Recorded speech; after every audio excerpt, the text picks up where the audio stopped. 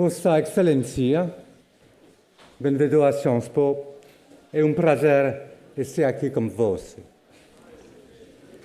Monsieur le Président de la République, Monsieur le Président de la Fondation nationale des sciences politiques, Monsieur le Premier ministre, Monsieur le ministre, Mesdames et Messieurs les ambassadeurs, Mesdames et Messieurs les professeurs de Sciences Po, Mesdames et Messieurs les élèves de Sciences Po, mon portugais, et tout particulièrement mon portugais brésilien, Monsieur le Président, ne me permet pas de poursuivre mon discours dans votre langue.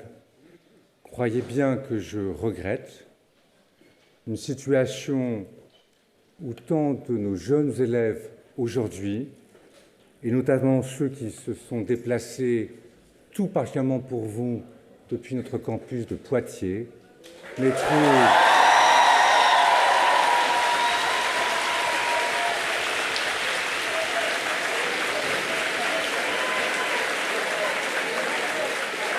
maîtrise la passion, maîtrise le portugais, notamment le portugais brésilien, maîtrise l'espagnol, maîtrise le français, maîtrise même l'anglais et quelques autres langues de notre monde.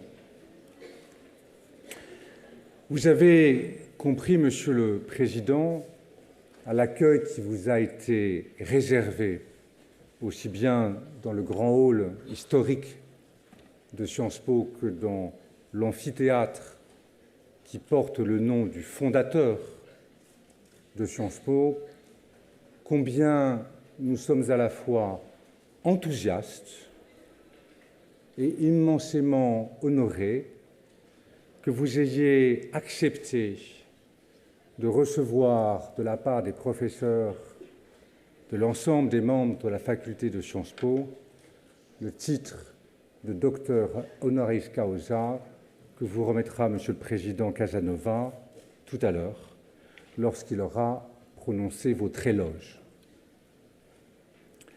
Permettez-moi, en quelques mots seulement, de vous dire, je l'espère, au nom de la plus grande part de celles et ceux qui sont là ce soir, combien nous avons le sentiment de partager avec vous, avec le pays que vous avez incarné, que vous continuez d'incarner, les valeurs que vous n'avez cessé de défendre.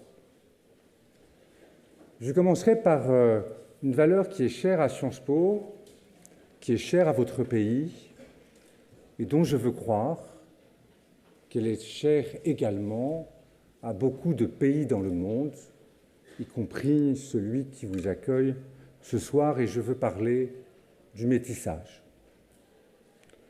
Nous croyons à Sciences Po profondément à l'extraordinaire enrichissement que représente le métissage des cultures, le métissage des éducations, le métissage des nationalités, le métissage des passions dont je parlais tout à l'heure, le métissage et la confrontation des idées. Le métissage et la confrontation des idées. Métissage des idées, car si dans une institution d'enseignement supérieur et de recherche, nous avions des opinions définitives sur tout et sur tout sujet, si nous n'étions pas enrichis à tout moment par les travaux scientifiques menés par nos chercheurs, menés par nos enseignants-chercheurs, si nos membres de la faculté ne s'inspiraient pas d'autres membres, d'autres facultés, partout dans le monde, notre pensée serait plus pauvre. C'est le métissage de ces pensées qui nous enrichit. Mais aussi la confrontation. Nous sommes dans un pays, nous sommes dans une université où nous ne croyons pas qu'il serait antinomique avec la valeur du métissage de se confronter, de débattre et d'admettre une hiérarchie entre les valeurs qui nous animent. Sciences Po a été fondée par des humanistes qui se sont confrontés à d'autres pensées, par des hommes et des femmes, à l'époque surtout des hommes, il faut bien le dire, qui étaient convaincus que toutes les valeurs ne se valent pas, que toutes les pensées ne se valent pas, mais que ce qui fait la force d'une démocratie libérale, c'est la confrontation, c'est la dispute, c'est le débat, qui ne finit pas nécessairement par le consensus, mais qui au moins donne à chacune et à chacun la possibilité de s'exprimer et de défendre les idées pour lesquelles elle ou il décide de s'engager dans les entreprises, de s'engager dans les administrations publiques, de s'engager dans les institutions internationales, de s'engager dans les organisations non gouvernementales et bien sûr, Monsieur le Président, de s'engager en politique. J'entends ici ou là, dans tel ou tel pays, force critique sur les femmes et les hommes politiques. Et je voudrais dire très solennellement que j'ai pour ma part immensément d'admiration pour celles et ceux qui se lancent sans grand espoir de fortune, sans parfois grand espoir de succès, dans la défense de leurs idées, de leurs valeurs, pour faire gagner, à un moment donné de l'histoire des sociétés, pour faire gagner leurs convictions et recevoir de leur peuple l'honneur de tenter, avec plus ou moins de succès, de les gouverner. Le métissage des idées, des cultures, des nations, nous tentons de le faire au sein de l'Union européenne, et en même temps, la confrontation intellectuelle, la dispute et l'acceptation que certaines valeurs doivent l'emporter sur d'autres valeurs. Voilà, me semble-t-il, un premier point qui peut expliquer pourquoi, à l'unanimité des votants et sur proposition du corps académique, notre conseil d'administration a décidé de vous décerner notre doctorat honoris causa. Mais ce n'est pas la seule raison. Il est une deuxième raison, je ne dirai pas au bout de trois, il est une deuxième raison, c'est la lutte que vous avez fait vôtre contre les inégalités. Alors bien sûr, quand on lutte contre les inégalités, on ne réussit jamais totalement et on ne réussit jamais définitivement. D'ailleurs, certaines ou certains en profitent pour dire, comme rien n'est jamais acquis, comme rien n'est toujours possible, il n'est pas même nécessaire, il n'est pas même souhaitable, il n'est pas même possible de commencer.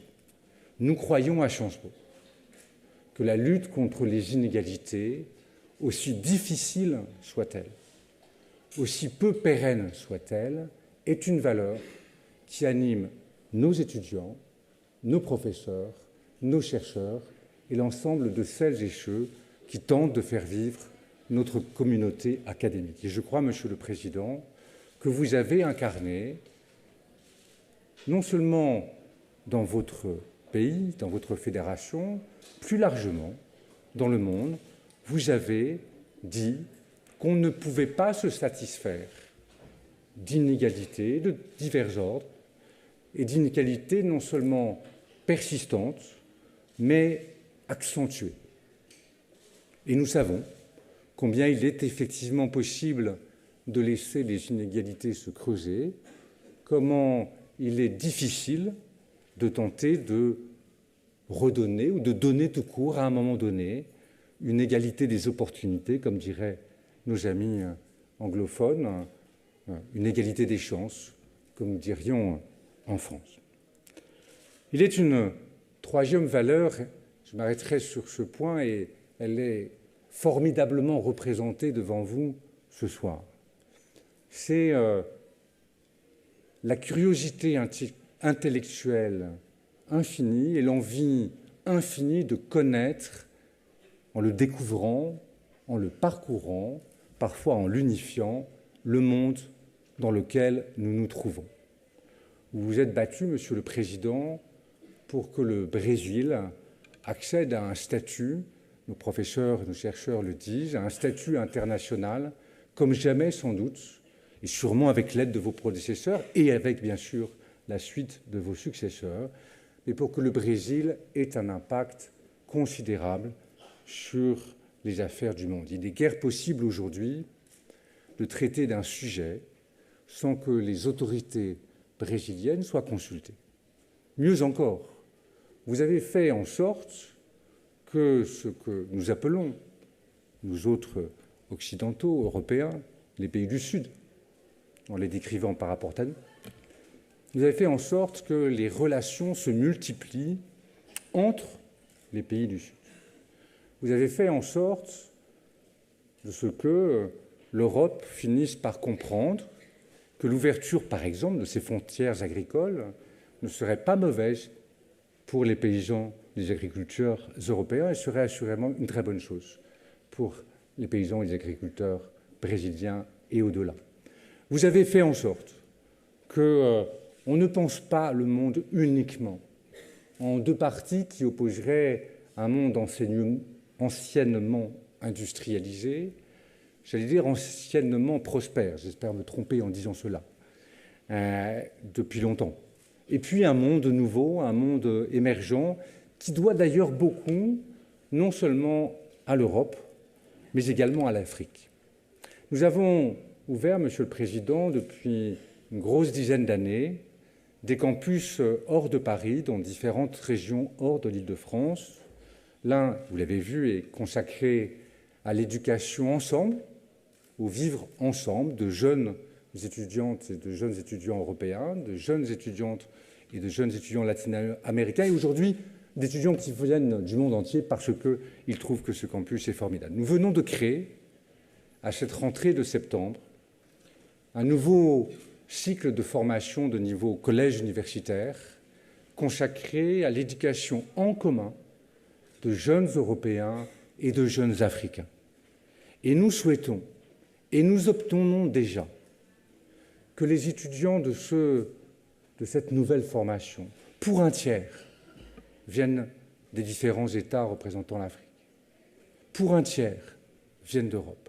Mais pour un autre tiers, viennent d'autres pays que les États d'Afrique et les États d'Europe. Car nous souhaitons profondément, concrètement, à travers ces jeunes qui sont là aujourd'hui, constituer ce monde de citoyenneté en même temps que de régulation mondiale, planétaire, que vous appelez de vos voeux, dont nous savons combien il est compliqué, dont nous savons combien il est conflictuel, mais aussi dont nous savons combien il peut avancer plus vite qu'on ne croit dans notre Europe et dans notre pays, grâce à l'immense énergie, d'une part, des jeunes générations et de toutes celles et de tous ceux qui, quel que soit leur âge, se trouvent jeunes et ont envie d'apporter au monde, à leur pays, à leur société, et puis aussi à ceux qui sont de toute façon jeunes par l'âge, dont je sais qu'aucun à Sciences Po n'est vieux par l'esprit, et qui sont là ce soir avec les professeurs, avec les chercheurs, avec tous nos amis de Sciences Po, pour vous dire notre admiration, notre respect et l'immense bonheur de vous agréger à notre faculté. Je vous remercie.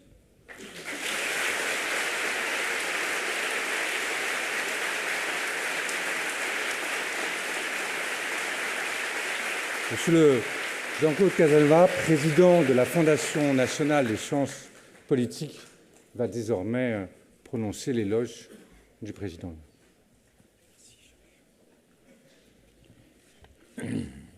Monsieur le Président, Monsieur le Secrétaire général du ministère des Affaires étrangères, Messieurs les ambassadeurs, chers directeurs et amis, chers collègues, Mesdames, Messieurs, voilà exactement un siècle, un grand écrivain français, très connu à l'époque, moins connu aujourd'hui, qui porte le beau et joli nom d'Anatole France, s'est rendu au Brésil et s'était adressé à l'Académie de votre pays. il a évoqué les sentiments républicains qui l'animaient, comme ils animaient les Brésiliens, puisque la République brésilienne a été proclamée dans le même quart de siècle que la République française. Il a rappelé que Gambetta, Littré et surtout Jules Ferry avaient été des disciples d'Auguste Comte, des positivistes donc. Il a défini le positivisme par l'impartialité, par la recherche de la logique dans les préparations et par la recherche aussi des conclusions uniquement fondées sur l'expérience. Il reconnaissait que cette doctrine ou cette religion s'éteignait en France et qu'elle était passée comme passent toutes les doctrines ou toutes les religions. Mais à Rio, il constatait avec admiration que c'était au Brésil que la philosophie positive avait rencontré les adhésions les plus solennelles et qu'on avait même inscrit sur votre drapeau la maxime qu'ontienne la plus sage, ordre et progrès.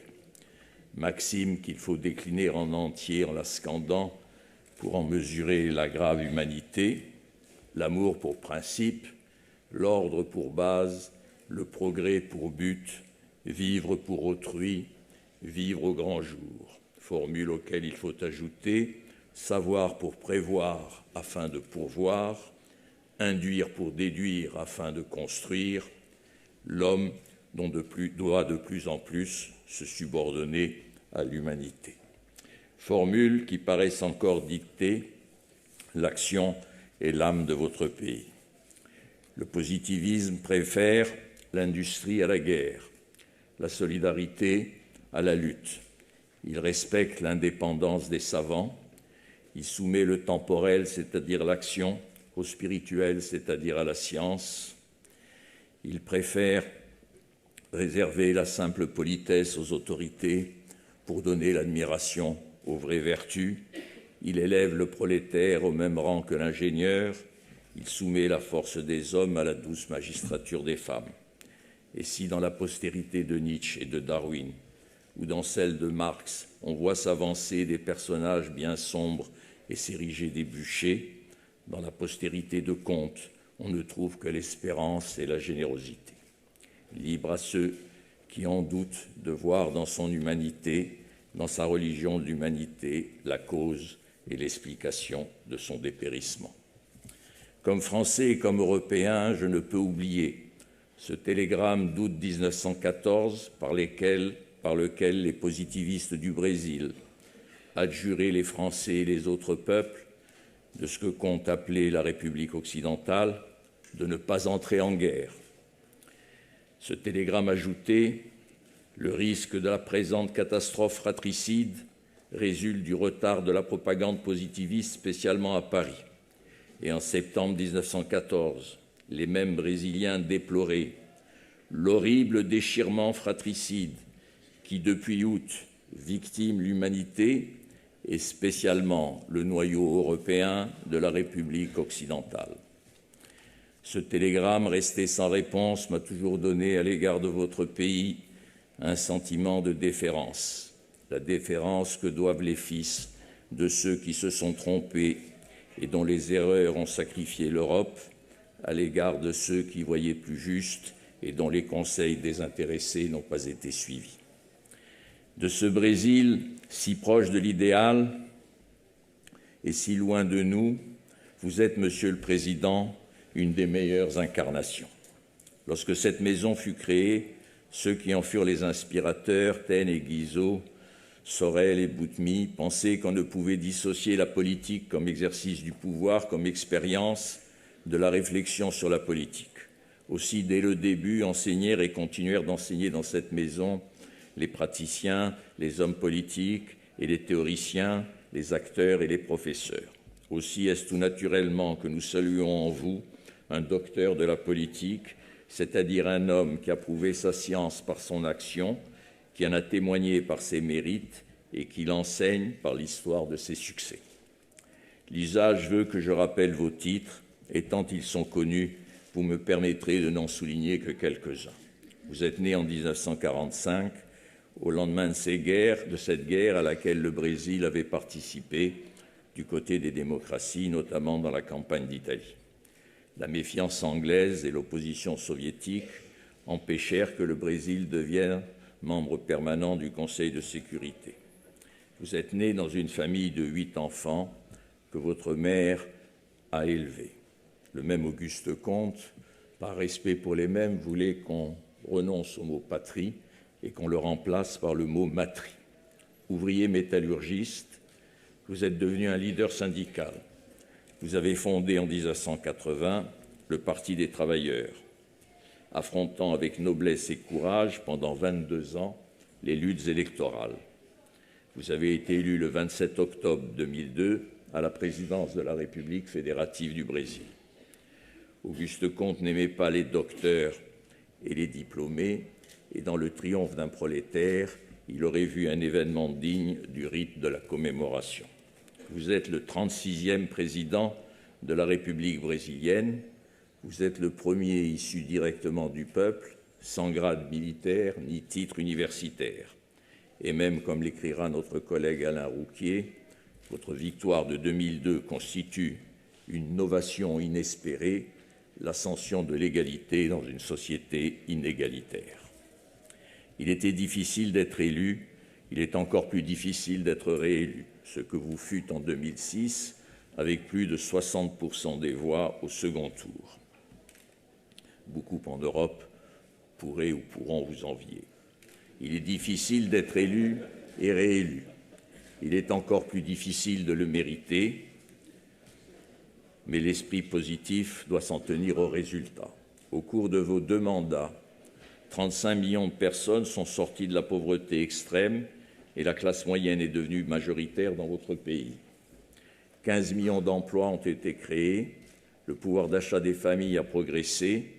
À la fin de votre second mandat, vous bénéficiez de 80% d'opinions favorables et vous cédiez la place à la candidate que vous aviez soutenue, Madame Dilma Rousseff. Nous ne connaissons pas, Monsieur le Président, en Europe, des trajectoires politiques aussi lumineuses et aussi vertueuses. Et si l'Église positiviste existait encore, elle modifierait son calendrier pour donner votre nom à un mois tout entier. Pour ne pas offenser votre modestie, je ne citerai pas les 12 noms qu'initialement Auguste Comte avait prévus. Votre bilan justifie votre renommée, et votre renommée justifie notre souhait de vous compter désormais in nostro docto corpore. De ce bilan, je retiendrai simplement 3 traits. Une économie plus prospère, une société plus juste et mieux éduquée, un Brésil plus présent dans le monde. Un hebdomadaire qui ne se marque pas par sa complaisance, The Economist de Londres, a dit de vous « Finally, Brazil take off ». Take off, le Brésil a décollé sous votre présidence. C'est une métaphore familière aux économistes dont la langue poétique est plutôt réduite. Mais il signifiait par là que la croissance moyenne dans votre pays avait été au cours de vos mandats de 4% par an. La dette publique a été réduite de 20% et elle correspond aujourd'hui à 43% du PIB. Les réserves de change ont été multipliées par 7. J'espère que vous profiterez de votre voyage en Europe pour donner quelques conseils aux princes qui nous gouvernent. Une société plus juste et mieux éduquée. Vous avez cherché à réduire les inégalités. Et pour cela, vous avez favorisé toutes les formes d'accords salariaux et développé, par des programmes sociaux, une large redistribution qui fait, comme je l'ai dit, que la classe moyenne représente aujourd'hui 53% de la population du Brésil. Vous avez voulu que les universités soient plus nombreuses et mieux dotées. En 2003, il y avait 9% des classes d'âge qui faisaient leurs études. À votre départ, 14%. Vous avez créé 14 nouvelles universités fédérales et doublé le nombre des étudiants reçus par concours dans ces universités. Enfin, vous avez délibérément choisi dans ces universités une politique d'action affirmative, ce que l'on traduit en France par un déplorable oxymore de discrimination positive. La place du Brésil dans le monde, enfin, a été affirmée. Et le Brésil, votre pays, est devenu un des acteurs principaux de la scène internationale, la principale puissance de l'Amérique latine, est devenue l'une des principales puissances de la planète. Vous avez favorisé l'intégration économique du Sud, consolidé les voies de l'Amérique latine face aux États-Unis, joué un rôle considérable dans les négociations commerciales, environnementales et financières dans le monde. Vous n'êtes pas, malgré vos efforts, devenu un membre permanent du Conseil de sécurité. Mais un membre permanent, c'est quelqu'un qui peut dire non. Auguste Comte préférait justement les femmes et les prolétaires aux hommes et aux diplômés, parce qu'il pensait qu'il valait mieux dire oui au progrès et à la paix. Pour toutes ces raisons que seule la raison connaît et qui forcent l'éloge, nos conseils ont décidé de vous faire docteur honoris causa dans notre maison, de Sciences Po donc, et m'ont chargé de vous dire leur déférente admiration, en vous demandant de bien vouloir accepter ce titre, certes inutile à votre gloire, mais qui nous honorera et qui permettra de dire que grâce à des hommes tels que vous, la politique peut être respectée et enseignée.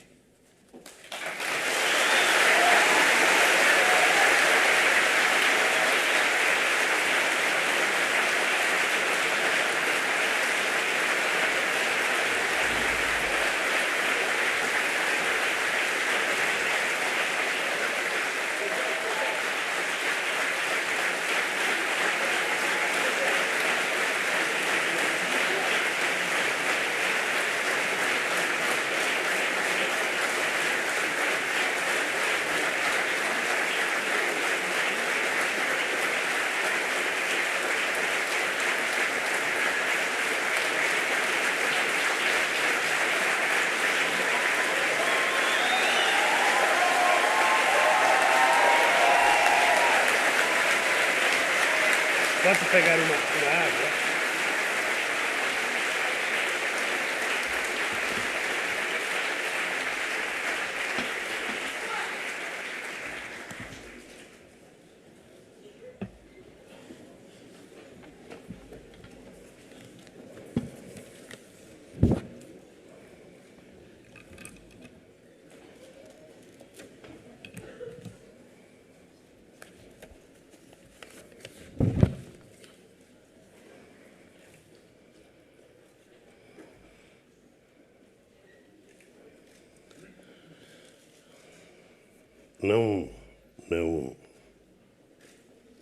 Não estou tão tranquilo como sempre estive. Eu quero cumprimentar o presidente da Fundação Nacional das Ciências Políticas, Jean-Claude Casanova, e quero cumprimentar o diretor da Sciences Po, Richard Cohen. Quero cumprimentar o corpo docente da Sciences Po, os alunos, os funcionários e os nossos queridos companheiros que vieram participar desse evento.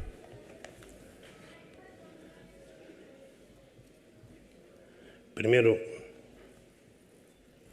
eu queria, antes de ler o meu pronunciamento, que vou lê-lo para não estragar a festa, porque poderei falar demais, dizer da minha profunda alegria das palavras de reconhecimento não do presidente Lula, mas do reconhecimento do que foi possível ser feito no Brasil por uma parte muito grande da sociedade brasileira que há anos e anos esperava a oportunidade para governar o Brasil. Por isso, eu espero que tenham paciência comigo. Eu não quis receber o título enquanto eu era presidente da República. E eu aceitei todos os títulos que me foram oferecidos, mas afirmava para todos que só iria recebê-los depois que eu deixasse o meu mandato de presidente da República.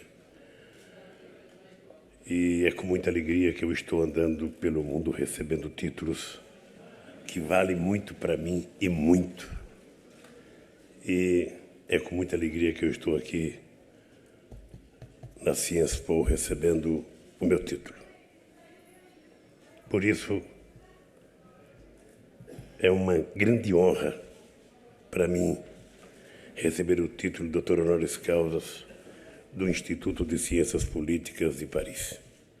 Honra que se torna ainda maior por eu ser o primeiro latino-americano a recebê-lo. Estou profundamente grato à direção da Ciencepo e a todos os seus professores, funcionários e alunos por me conferirem uma laurea tão prestigiosa. Esta casa, há um só tempo, essa casa é um só tempo humanística e científica. É reconhecida e admirada no mundo todo por seus elevados propósitos e pela excelência de seu corpo docente e discente. É uma instituição que representa de modo exemplar o compromisso da França com a liberdade intelectual, a dignidade da política e o aperfeiçoamento permanente da democracia. Representa essa França consciente de suas conquistas materiais e espirituais, ciosa de seus valores civilizatórios, mas nem por isso menos abertas aos povos e mentalidades diferentes, à compreensão do outro. Essa França insubmissa e libertária, que durante séculos inspirou e continua, de alguma forma, inspirando a trajetória de muitos países, entre eles o meu querido Brasil. Essa França, que desde o século XVIII até os dias atuais é tão relevante para o Brasil, seja no terreno das ideias políticas e sociais, seja na esfera da educação e da cultura, seja no que se refere às parcerias produtivas e tecnológicas. Minhas amigas e meus amigos, mais do que um reconhecimento pessoal, acredito que este título de doutor honoris causa é uma homenagem ao povo brasileiro que nos últimos anos vem realizando de modo pacífico e democrático uma verdadeira revolução econômica e social, dando um enorme salto histórico rumo à prosperidade e à justiça. Depois de prolongada estagnação, o Brasil voltou a crescer de modo vigoroso e continuado, gerando empregos, distribuindo renda e promovendo inclusão social. Deixamos para trás um passado de frustrações e ceticismo. Os brasileiros e as brasileiras voltaram a acreditar em si mesmos e na sua capacidade de resolver problemas e superar obstáculos, por mais difíceis que eles sejam. Graças a um novo projeto de desenvolvimento nacional, com forte envolvimento da sociedade e intensa participação popular, conseguimos tirar 28 milhões de pessoas da miséria e levarmos 39 milhões de pessoas para a classe média no maior processo de mobilidade social da nossa história. Em 8 anos e meio, foram criados 16 milhões e 600 mil empregos formais. O salário mínimo teve um aumento real de 62% e todas as categorias de trabalhadores organizadas fizeram acordos salariais com ganhos reais acima da inflação. Além disso, implantamos vários programas de transferência direta de renda, dos quais se destaca o Bolsa Família, que é o principal instrumento do Fome Zero, e no final do ano passado beneficiava 52 milhões de pessoas. Dessa forma, a desigualdade entre os brasileiros atingiu o menor patamar em 50 anos. Nos últimos 10 anos, a renda per capita dos 10% mais ricos aumentou 10%, enquanto a dos 50% mais pobres teve um ganho real de 64%. O consumo se ampliou em todas as classes, mas no segmento popular cresceu 7 vezes. Os pobres passaram a ser tratados como cidadãos. Governamos para todos os brasileiros e não apenas para 1/3 da população, como habitualmente acontecia no meu país. Acreditamos firmemente que o desenvolvimento econômico precisa estar a serviço da redução das desigualdades sociais, sem paternalismo, promovendo a inclusão das pessoas mais pobres, a plena cidadania. Acreditamos igualmente que isso pode, deve e será feito, sem que se descuide do equilíbrio macroeconômico, combatendo com firmeza a inflação. Amigas e amigos, ao mesmo tempo que resgatávamos grande parte de nossa dívida social, trabalhamos para modernizar o país, preparando-o para os desafios produtivos e tecnológicos do século XXI. Investimos fortemente em educação, pesquisa e desenvolvimento.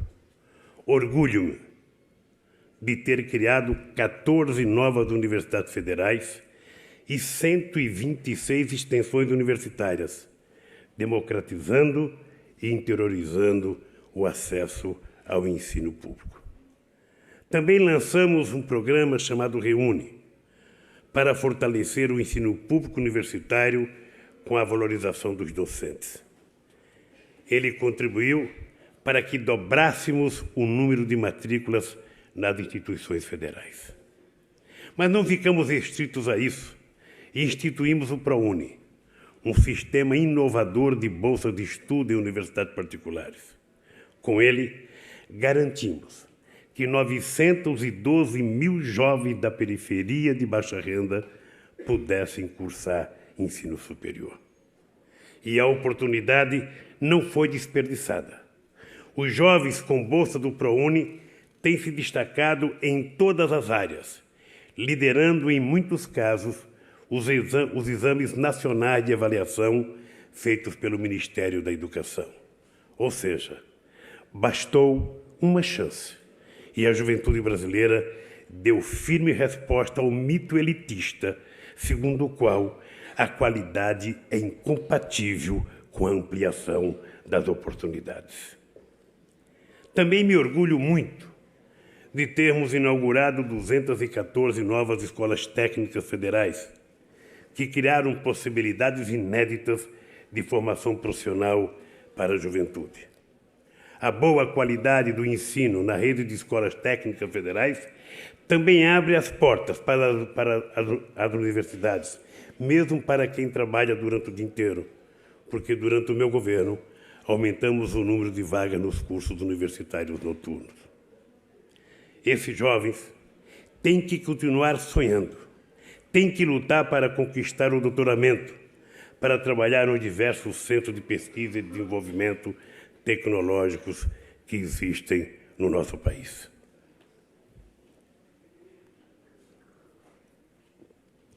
Deixamos de considerar a educação como um gasto para tratá-la como investimento que muda a vida das pessoas e do país. Por isso, em meus 2 mandatos, triplicamos o orçamento do Ministério da Educação, que saltou de 17 bilhões de reais para 65 bilhões de reais. Essas mudanças eram imprescindíveis, pois a garantia de acesso à educação de qualidade, da pré-escola aos cursos de pós-graduação, é um dos principais instrumentos para promover a igualdade social, combater a pobreza e assegurar um desenvolvimento econômico, científico e tecnológico sustentável em longo prazo. A educação foi colocada como prioridade estratégica para o país. O investimento público federal direto em educação passou de 3,9% do Produto Interno Bruto para 5%. E agora, a presidenta Dilma Rousseff assumiu o compromisso e colocou no Plano Nacional de Educação que o investimento vai ser ampliado progressivamente até atingir 7% do produto interno bruto. Minhas amigas e meus amigos, o Brasil já tem muito a mostrar no segmento de pesquisa e desenvolvimento. A Lei da Inovação, aprovada em dezembro de 2004, incentivou as universidades a compartilharem seus projetos de pesquisa e desenvolvimento com as empresas públicas e privadas para alavancar a inovação tecnológica no ambiente produtivo. O número de cientistas envolvidos em pesquisa e desenvolvimento passou de 126 mil para 211 mil em 2008. E o número de patentes depositadas no Instituto Nacional de Propriedade Industrial cresceu de 21 mil para 280 mil em 2009. Além disso, o governo federal destinou 41 bilhões de reais ao setor de pesquisa e inovação no período de 2007 a 2010, através do PAC da Ciência e Tecnologia. Minhas amigas e meus amigos, uma das preocupações do meu governo, e que continua a ser um firme compromisso da presidenta Dilma, foi garantir que o crescimento econômico e os investimentos estruturantes fossem sustentáveis do ponto de vista ambiental. Nos últimos anos, o Brasil superou a falsa contradição que opunha o desenvolvimento à sustentabilidade ambiental. Nesse período, a taxa de desmatamento caiu 75%. Em nosso governo, fixamos como meta reduzir as emissões de CO2 entre 36% e 39% até 2020. Este compromisso foi incorporado à Política Nacional de Mudanças Climáticas, apresentada em Copenhague em dezembro de 2009 e, posteriormente, transformada em lei pelo Congresso Brasileiro. O Brasil é uma referência no enfrentamento dos desafios ambientais do século XXI, pois é responsável por 74% das unidades de conservações criadas no mundo desde 2003. Também alcançamos recentemente o menor nível de desmatamento dos últimos 22 anos. Meus amigos e minhas amigas, os avanços que conquistamos nos últimos anos foram possíveis porque praticamos intensamente a democracia.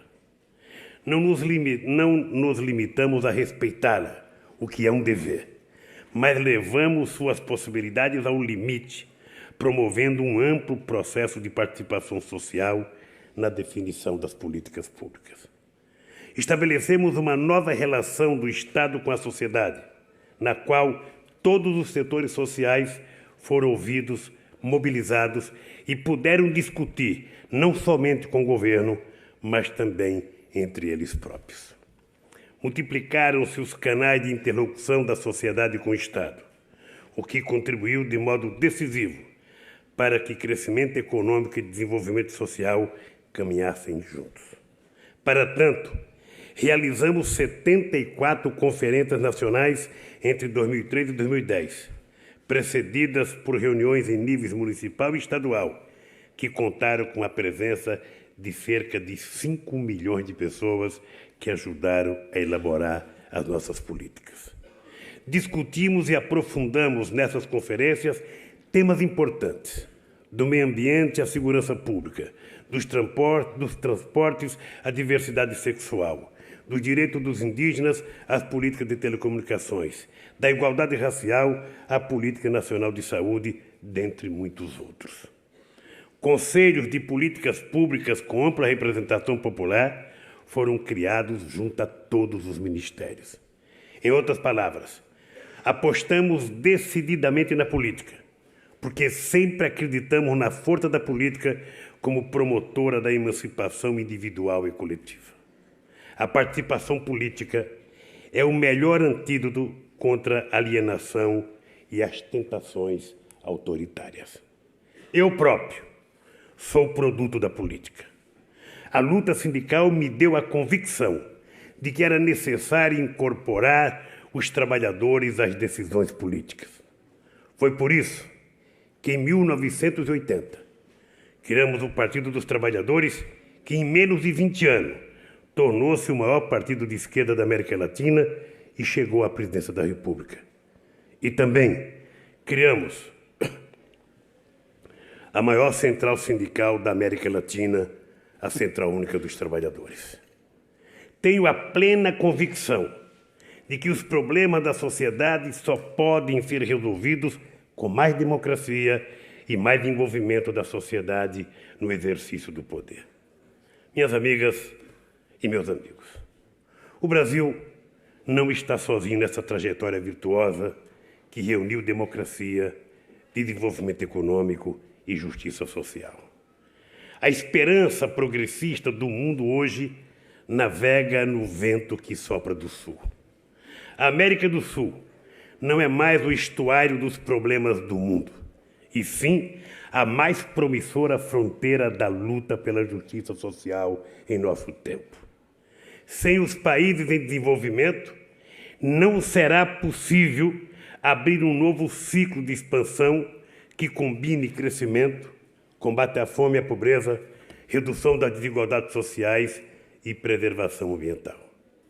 No momento em que se está constituindo um mundo multipolar, a América do Sul afirma a sua presença no plano internacional, renovando a confiança em si e na capacidade de seus povos de construir um destino comum de democracia e crescimento econômico com inclusão social.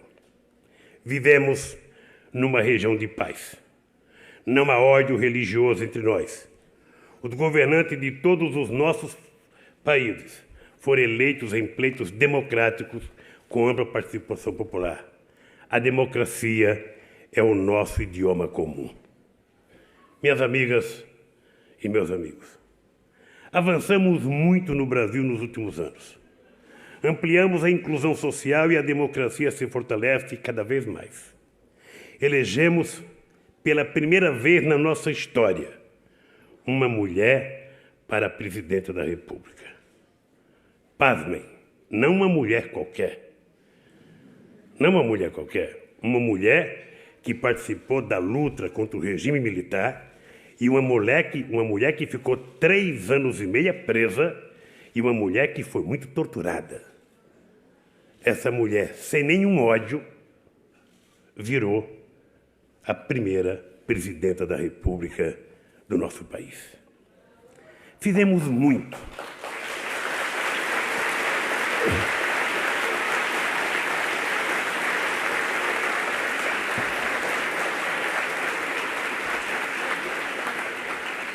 Fizemos muito, mas ainda há muito por ser feito. E o governo da presidenta Dilma Rousseff assume essa responsabilidade. Lançou o programa Brasil Sem Miséria para erradicar totalmente a extrema pobreza no Brasil. Fortaleceu a área da educação ao ampliar o programa de ensino técnico e aumentar o número de bolsas de estudo no exterior. Ela assumiu o compromisso de mandar 75 mil jovens brasileiros para estudarem no interior, para melhorar e melhor qualificar os jovens brasileiros para trabalhar no mercado de trabalho cada vez mais em ascensão. O lançamento de uma nova política industrial com o programa Brasil Maior fortalecerá a inovação e a competitividade. Por último, quero enfatizar que o conhecimento e a informação são cada vez mais importantes para o aprimoramento espiritual da humanidade e também para viabilizar o progresso econômico e o bem-estar dos povos. O governante que não enxerga isso não está preparado para governar uma nação. Governante que não sonha é governante que não transmite esperança. Agradeço novamente a Ciexpo por ter sido agraciado com o título de doutor honoris causa. E estou honrado por fazer parte do seleto grupo de pessoas que mereceram esta honra. Eu queria, senhor diretor, senhor presidente da Fundação, meus queridos amigos e amigas professores desta casa, queridos estudantes de vários países do mundo, eu não queria terminar sem falar um minuto olhando nos olhos de vocês. Eu sou de uma geração que acreditou muito que era possível, mesmo sendo derrotado tantas vezes como eu fui, eu continuava acreditando que um dia a gente poderia ganhar, para provar que a gente teria condições de fazer mais do que o que a elite política brasileira tinha feito até então.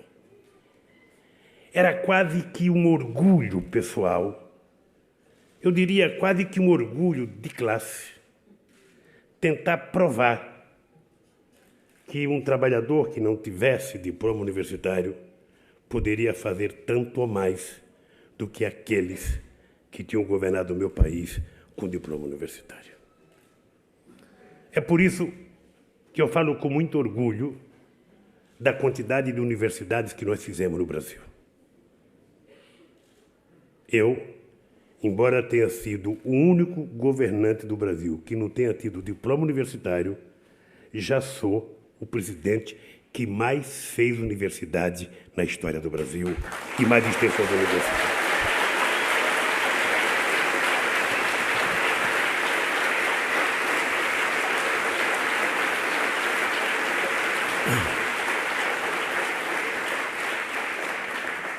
E isso, possivelmente, porque eu quisesse que parte dos filhos dos brasileiros tivessem a oportunidade que eu não tinha tido.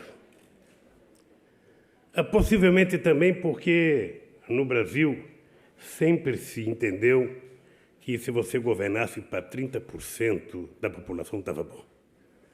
Quem tem que andar de avião é 30%, quem tem que ter carro é 30%, quem tem que ter auto... quem tem que... Agora, uma coisa maravilhosa é ver o pobre comprando carro zero no Brasil. É ver o pobre andando de avião. Às vezes até com dificuldade para saber onde que ele vai sentar. Mas está indo já até para Bariloche, já está vindo até para Paris já. Pessoas que habitualmente não saíam do Brasil. Porque nós fizemos uma coisa que todo mundo deveria fazer. Tentar repartir o bolo um pouco mais justo do que ele tinha sido repartido. Eu sou da geração que passou 20 anos ouvindo dizer no Brasil que política de distribuição de renda só podia ser feita depois que a economia crescesse.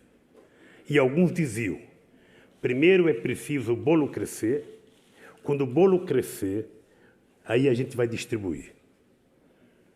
No caso do Brasil, eu era dirigente sindical. O bolo cresceu. Cresceu como jamais cresceu em qualquer país do mundo. E comeram tudo e não deram nada para os trabalhadores. Quando terminou a chamada Era do Milagre Brasileiro, nós descobríamos que estavam mais pobres, mais deserdados e mais abandonados. Pois bem, em função dessa experiência, nós resolvemos exercitar a democracia no nosso mandato. Eu, meus professores de ciências políticas que estão aqui, meu diretor, meu presidente, eu não conheço, até agora, um governo que no seu mandato exerceu a democracia na plenitude que nós exercemos. Não teve um segmento da sociedade.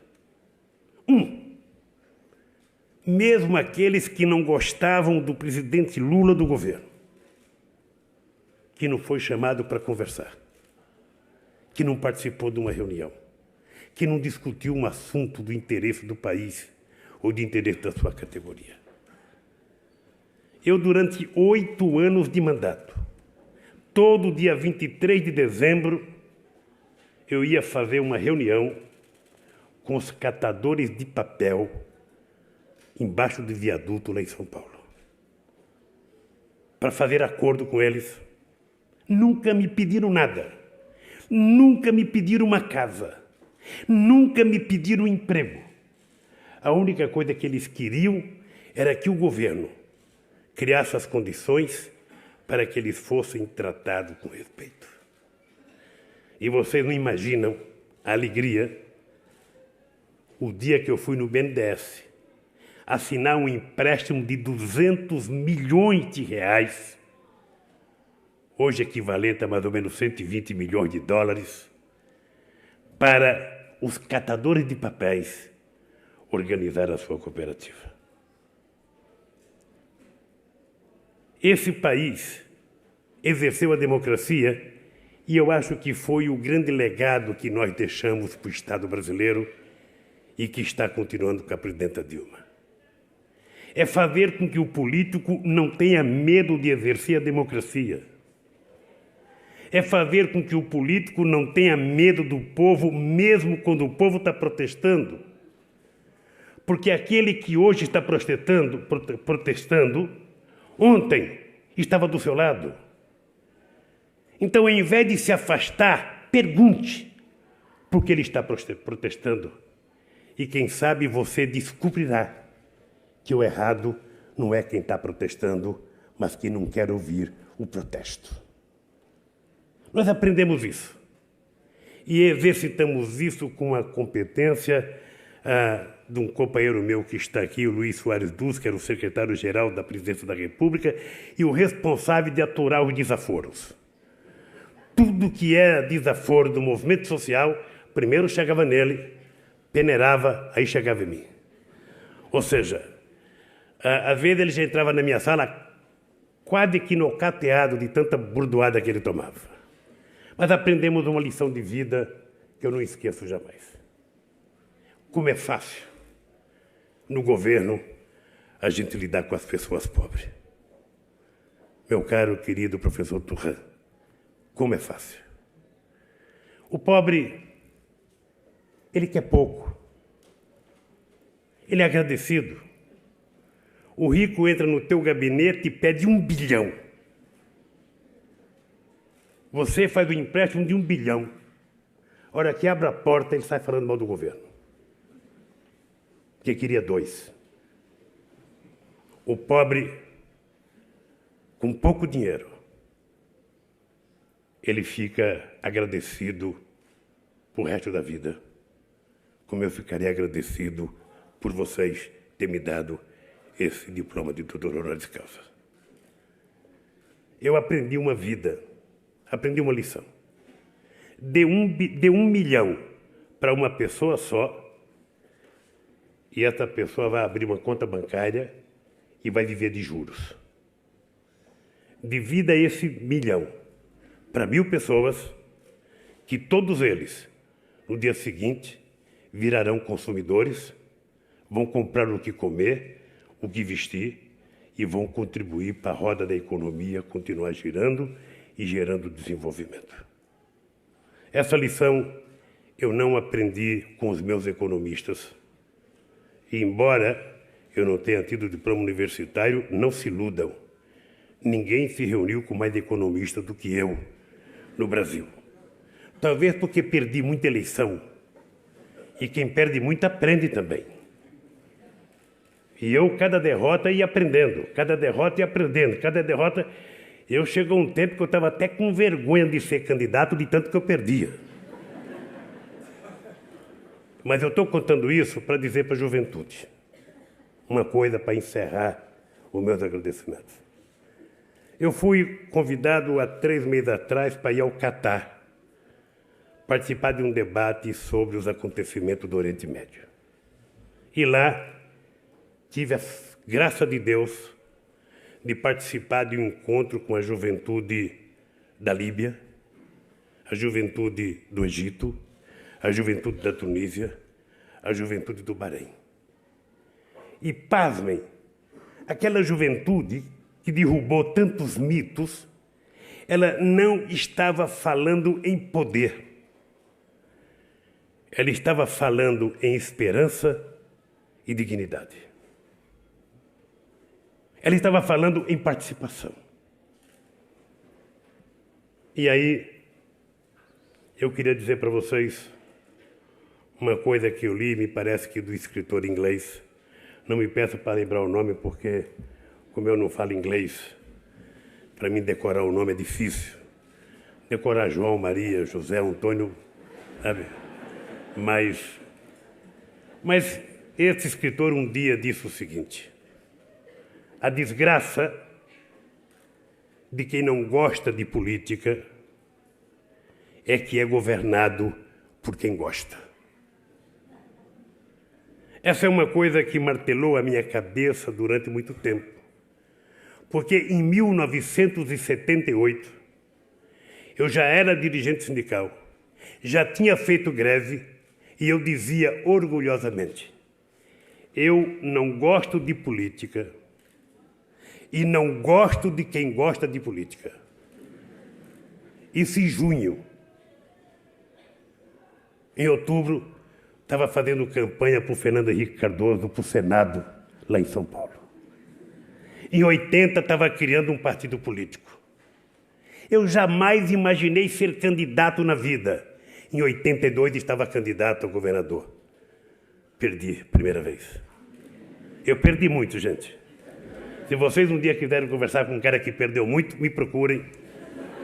Vocês podem dizer aqui, no curso de vocês, conhecemos um cara que mais perdeu, mas que quando ganhou, soube tirar lições da derrota para ajudar a mudar a história do meu país e da América do Sul.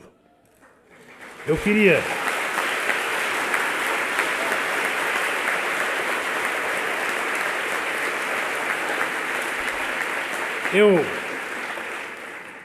Eu estou vendo agora o mundo rico com problemas. É fantástico porque a gente não tem que aprender na universidade isso. A gente aprende na casa da gente. Ou seja, quando a dor de dente é no vizinho, a gente tem todos os remédios. Mas quando é na boca da gente, a gente não tem os remédios. Eu via tanta gente sabida na Europa e nos Estados Unidos, quando o Brasil estava em crise, quando a Bolívia estava em crise, quando o México estava em crise. Era tanto conselho econômico que quando começou a crise em 2008, eu falei, os especialistas lá vão resolver isso em 3 dias. Vão resolver em 3 dias? Afinal de contas, o FMI tem a sede lá, está resolvido o problema. Qual não foi minha surpresa? Que eles se esconderam. E não tinha, ninguém sabia mais nada. O Banco Mundial não sabia mais nada. O FMI não sabia mais nada.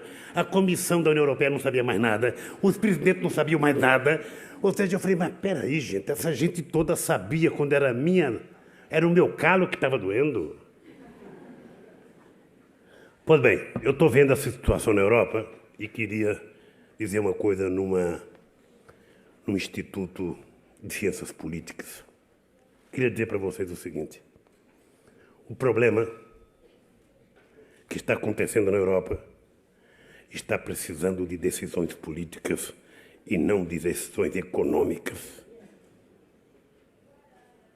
Não adianta ficar discutindo se a Grécia vale 10, ou vale 15, ou vale 20. É preciso saber qual o discurso que nós fizemos para a Grécia há 30 anos atrás, vir para a União Europeia. É preciso saber o custo de não fazer as coisas corretas no momento certo. A crise da Grécia era 49 bilhões de dólares em março do ano passado. Hoje já está em mais de 200, meu querido primeiro-ministro José Sócrates, que é estudante aqui da Ciência Po. Estudante, vê a carteirinha dele de estudante da Ciência Po.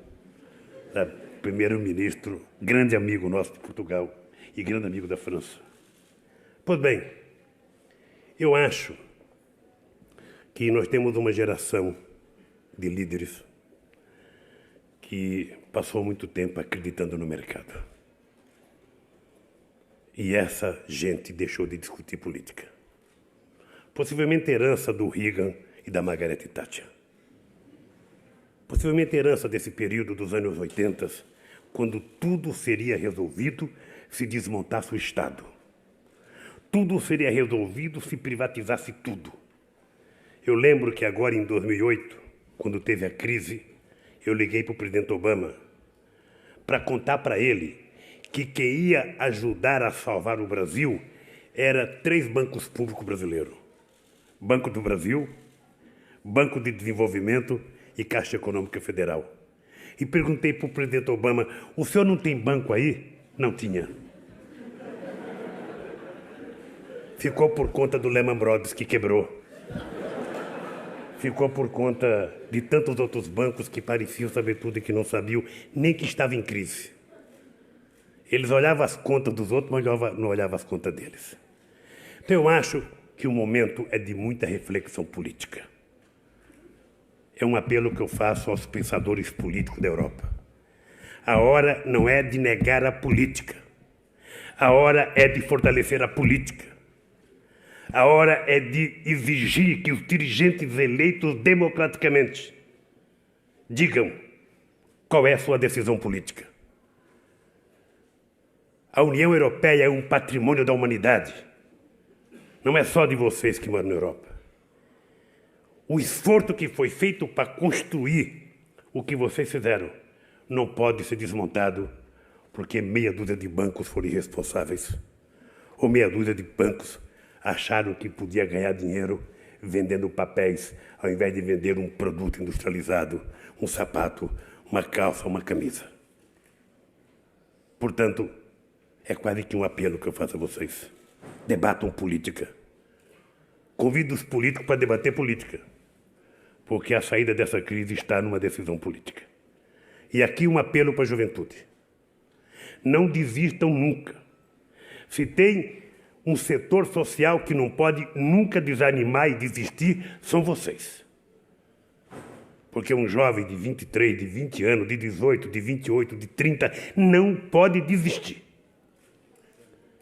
Vocês, quando estiverem desanimados da vida, que tiver uma prova difícil aqui na Cientpol, ao invés de falar, vou voltar para o meu país, ou vou parar de estudar, estudem. Estudem. E vocês sabem que se eu desanimasse, eu não tinha chegado onde eu cheguei. A perseverança é 70% do sucesso de um ser humano. Então vocês não desanimem. E não desanimem com a política. Eu não vou mais na rua, não vou mais no partido, não vou mais fazer caminhada, não vou mais protestar, porque todo mundo é ladrão, ninguém presta, ninguém sabe nada. Se você fizer isso, é tudo o que os políticos querem. Então pense diferente. Pense. Todo mundo não deseja um político honesto? Todo mundo não deseja um político trabalhador? Todo mundo não deseja um político altamente inteligente? Todo mundo deseja um político que faz fazer a economia crescer, a educação avançar, a cultura avançar e todo mundo viver bem? Ao invés de ficar procurando nos outros, por que vocês não olham para dentro de vocês, jovens, e descobrem que esse político perfeito pode ser um de vocês? E aí...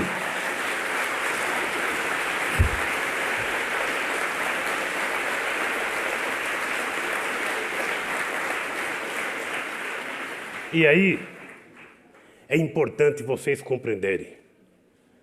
Democracia não é um pacto de silêncio. Democracia é um povo em movimentação. A procura é inquietante de alguma coisa. Não importa que um saia de casa sozinho sem saber o que ele quer. Mas se juntar 2, 3, 4, 5, 1000, milhões, a gente descobre o que quer. E nós queremos mais democracia. Queremos mais emprego, mais liberdade, mais educação, mais cultura, mais salário. E isso só será possível com a participação de vocês. Muito obrigado.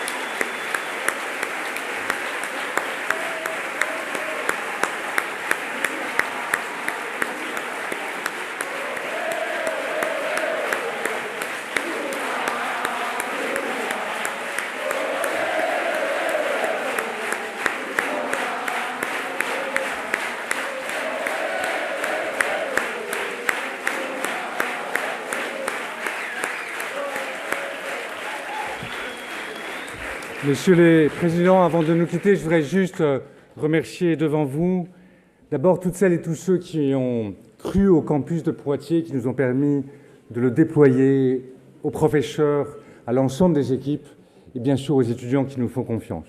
Je voudrais remercier aussi devant vous une personne qui a joué parmi d'autres un rôle très important sur notre investissement au Brésil particulièrement et plus largement dans cette région, c'est Marie-Françoise Durand, qu'Alain Lanchot avait recruté, qui a joué un rôle important ce soir. Et puis parce que nous autres, membres des universités, la seule chose qui nous fait totalement vibrer, ce sont les étudiants, ce sont les futurs diplômés. Et au nom de toutes celles et de tous ceux qui ont ou sont étudiants à Sciences Po, qui ont ou seront diplômés, je voudrais remercier Gaspard Estrada, que vous connaissez bien, et sans qui vous ne seriez pas là.